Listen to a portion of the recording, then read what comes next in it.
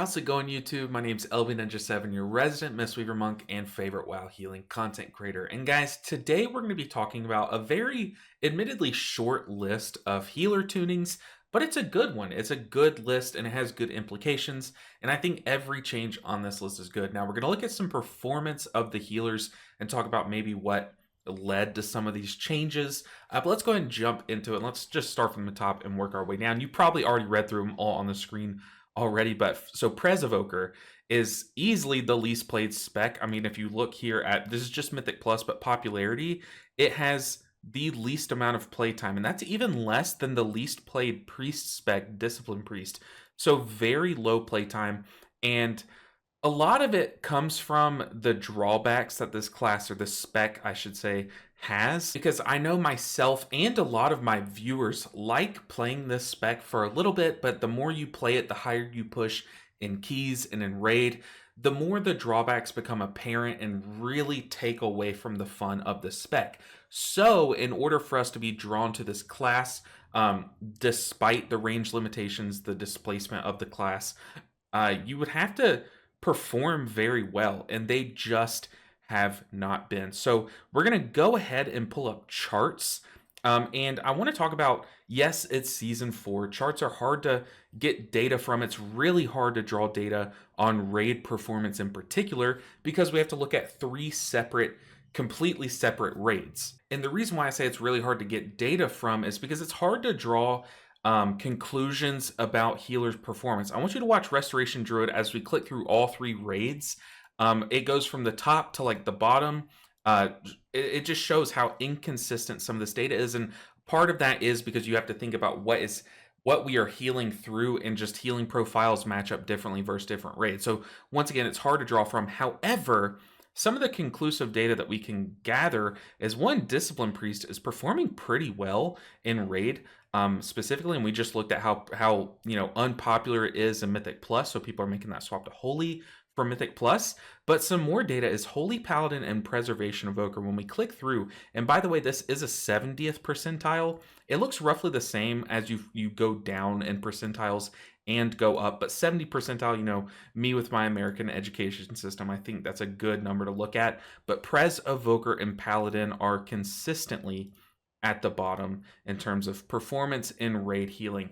So all that to say, a 6% healing increase is going to be great. Yes, it will only jump them up 6% on these charts, but you see, it's going to make them kind of join this race, this rat race in the other with the other 4 healing specs. You see, all of them are shifting positions in all of these raids. Now Evoker will join the fray, so to speak. And also equally important, getting a buff will hopefully push the popularity of the spec a little higher. However, I still think that this is a good change, not because of what it's going to do initially. It's not going to come in and impact the meta at all or anything, but hopefully the devs pay attention to how buffing their throughput still does not change their popularity. There are a lot of flaws with this class, and yes, we're still in their very first tier. We're about to come into the War Within.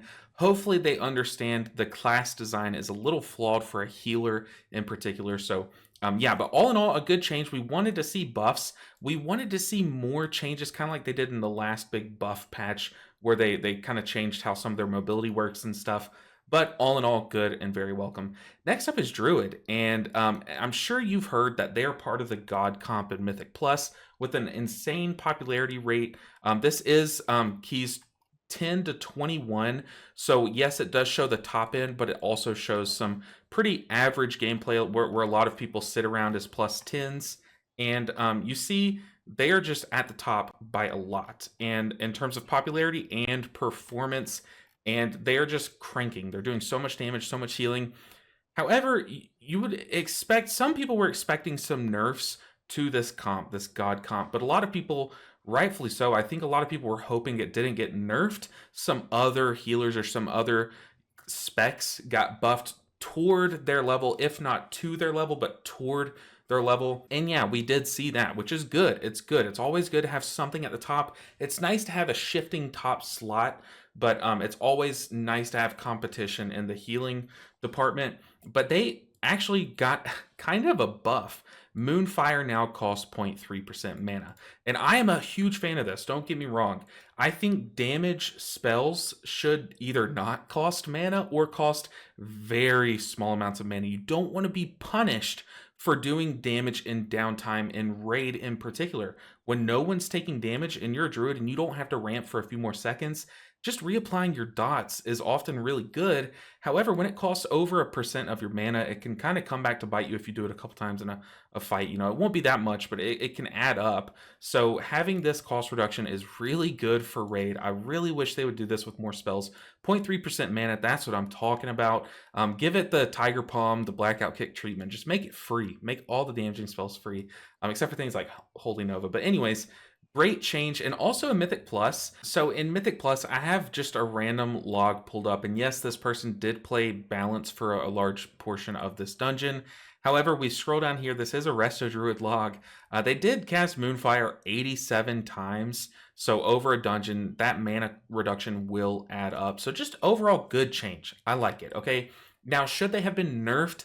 I don't think so. I think in order for them to kind of fix what's going on in the healer slot right now, in the top end, and then also that trickles down to everywhere because in my streams, I always get you guys coming into my streams talking about how you sit in queue for so long waiting to get invited, and then all of a sudden you see them waiting on a Resto Druid to get invited. It's very annoying how people just take what the top end people do and run with it, even though people in like, you know, plus 10s aren't doing the whole balance to resto switch.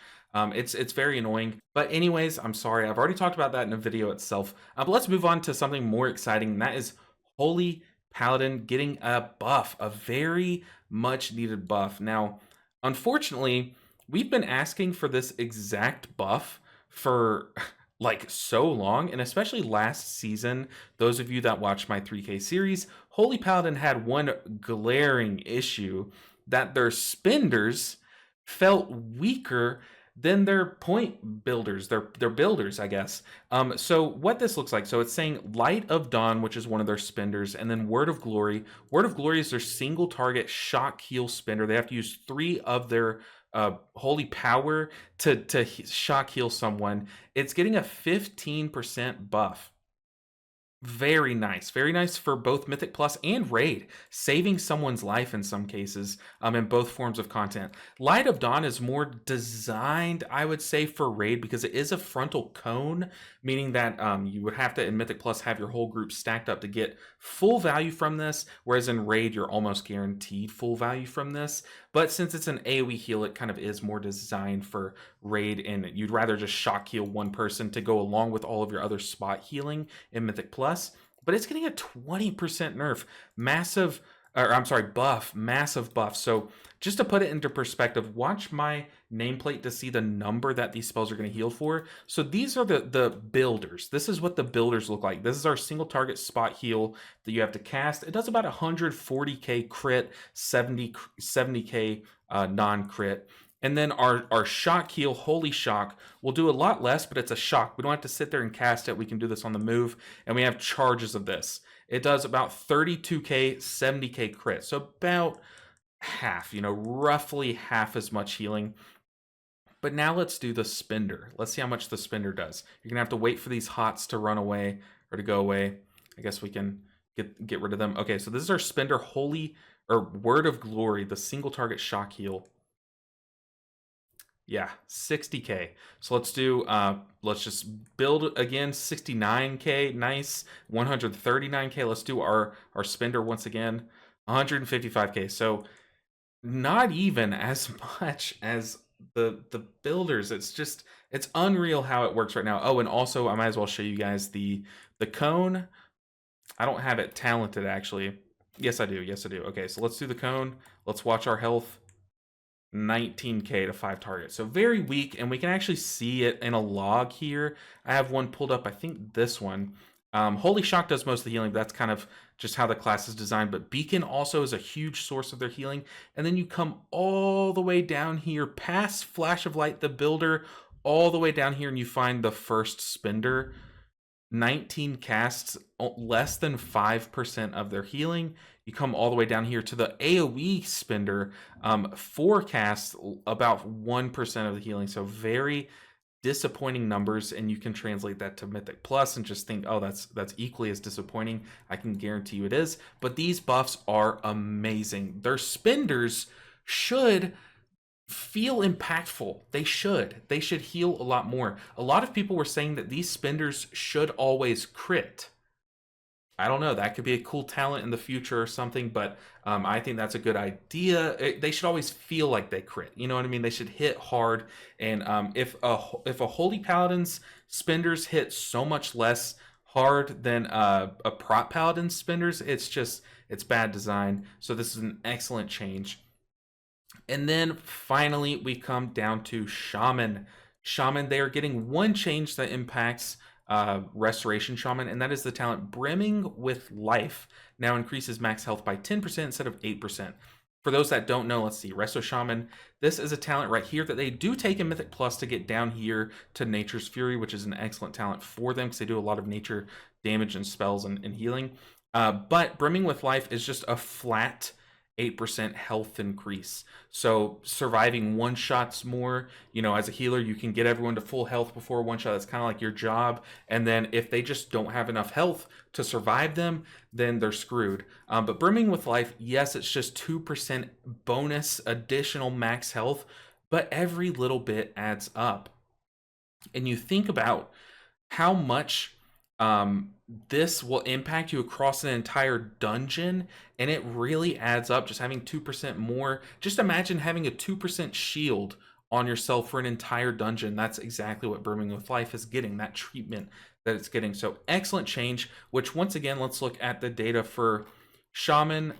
Let's see, Shaman down here in terms of popularity, they're middling, very middling, about an eighth of the people are playing Resto Shaman at this like average level, or I guess average to top end level.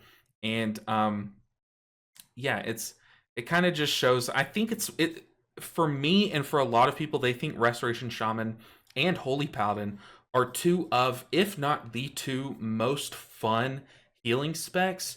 So for them to be performing pretty well and having this low of popularity while also being super fun, like Restoration Shaman, you ask like almost anyone who's played all the healer specs what the most fun is, I guarantee you Restoration Shaman is in that discussion. For them to have an eighth of the player base, the popularity, is kind of shocking. It's kind of shocking.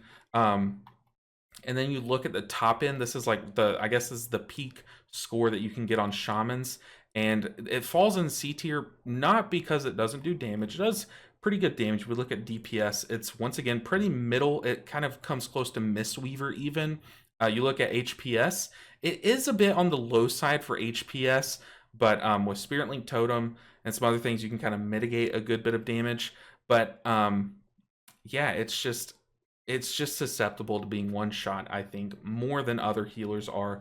Resto Druids can just go into Bear Stance, gain armor and max health for free. Just the cost of 1 or 2 globals for free, basically. Mistweavers have so many defensive options in their kit. Trust me, we are tanky as can be. Resto Shamans just don't have that many tools in their kit in terms of being more defensive, being more sustainable. This is an excellent change. It's probably geared more toward enhancement. And yes, it's just 2% max health, guys. It's nothing like game changing. None of these changes are game changing. Honestly, these will not shatter the meta at all. But for the average player, you and myself, we are now slightly more incentivized to give our favorite healer a shot instead of just going with the flavor of the month popularity contest. And I know a lot of people have swapped to Resto Druid recently because of how strong it is and how versatile it is as a healer. But they wish they would have just stuck with Mistweaver, for example, or they wish that they would be able to play their Holy Paladin this season, but they just can't because those spenders are super weak. It feels very boring. Their favorite spec feels boring because of how unimpactful spenders are.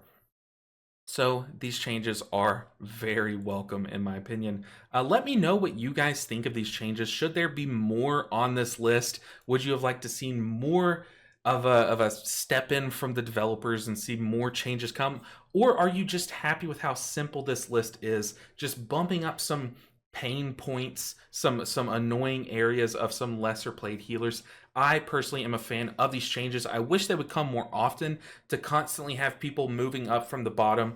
But I do admit that that would lead to a big power creep. However, season 4, in my opinion, is a great time to just have that constant power creep because we're about to have a whole power reset with new systems and everything.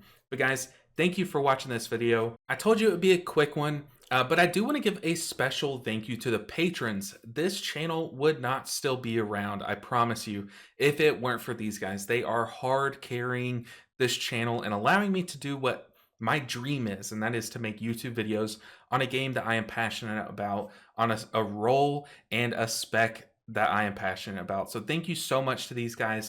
However, if you want to see your name on the screen alongside these guys, then check out that Patreon link down in the description below to help support the channel and keep my ring light on. But guys, that's going to do it for this video. I really appreciate you watching. I'll see you in the next one. Until then, go try out these alts. Just go give them a shot, see if they feel any different. I guess these won't come in until June 4th, so this Tuesday or this Wednesday for those European friends of you guys. But guys, thank you so much for watching. I'll see you in the next one.